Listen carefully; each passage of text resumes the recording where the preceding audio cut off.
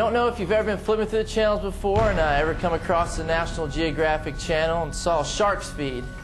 And it's kind of interesting. What happens is there's hundreds of sharks and they're swarming left and right and they're just gashing. It's like a sushi buffet. The people are throwing the fish over. Well, what happens if you're with the sharks and you're swimming and you're out there eating and somehow maybe a tooth grabs you and cuts your flesh and you start bleeding? You now become a part of the sushi buffet. You now die. They eat you.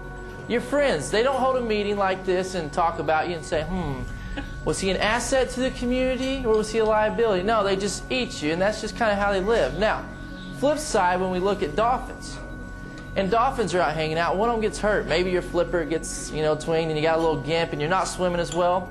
They put you in the circle and they swim a circle around you of protection. They protect you from everything. They guide you and direct you, and nothing's going to get a hold of you because they got your best interest. And our job as dolphins is to go get sharks and bring them over to the dolphin hood. The one I want to talk about today that's close to my heart is mentoring. Personal mentoring, and this is why. I'm going to tell you a brief part of my story. Is 24 months ago, I woke up one morning, late as usual. I was 20 years old.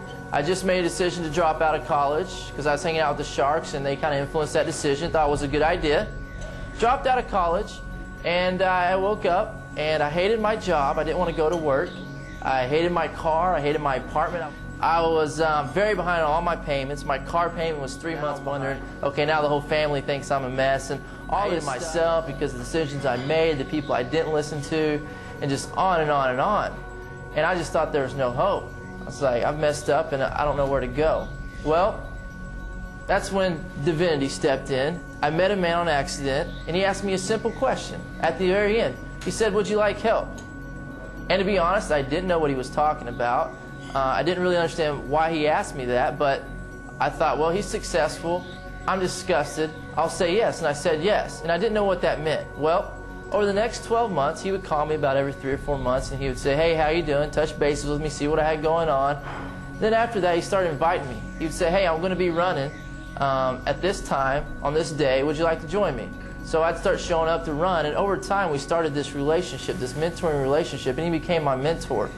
And from 24 months ago to where I am today is a total different person because of that. He started teaching me the 20-80 rule. He said 20% of Americans will do 80% of the production. He said these are the actions you got to take to get in the 20%. He said if you want to be successful, you got to read. I hated reading. I didn't read any in school. I thought it was horrible. And I said, well, the only people I know that read are the bookworms, the real smart people, and I don't want to be a nerd. And he said, Chase, don't be foolish. Successful people. And all he was doing was walking me down this path, and he was showing me this different thought process that successful people had. And probably the thing he taught me the most is he said, Chase, and this just blew me away because it didn't make sense to me because of the world we live in. He said, a life of success is not worth living. What? He said, a life of success is not worth living. He said, doing something that's going to last here doesn't matter. He said, you got to focus on, if you go out and give into the world more without expecting anything in return, he said the world will give you back so much more than you ever thought was out there. To me, that was new. For me, I live a dream. As my mentor, I've got to travel. He taught me to build a dream list of things I wanted because he said, Chase, if you don't know where you're going, we're never going to be able to get you there. And when I was in the desert, when I was hopeless, I didn't have anything written out what I wanted to do because I didn't think I deserved any of it. I saw a marriage that was put together. And I was kind of hopeless in that area of my life too, because with the divorce rate over 50% higher than that in Oklahoma, as young as I was, I came to the thought process of, well, why would I do that? It's not going to work out anyways. Why waste my life on that? Something that was very important to me, I let go, but my mentor brought that back into my life and showed me not only a relationship, but he said, this is how you do it. And what he was doing is he was just mentoring me in every area of my life, mental, physical, spiritual, financial, and social.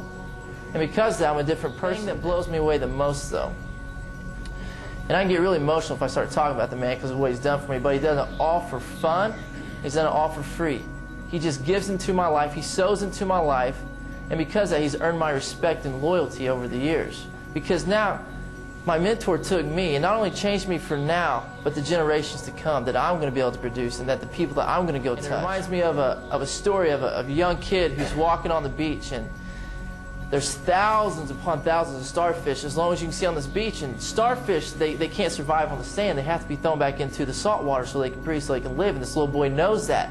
So he's down there on the beach, and he's looking at the starfish, and he grabs one, He'll pick it up and he'll look at it and he'll smile because he knows he's fixing to change his life. And he'll throw it.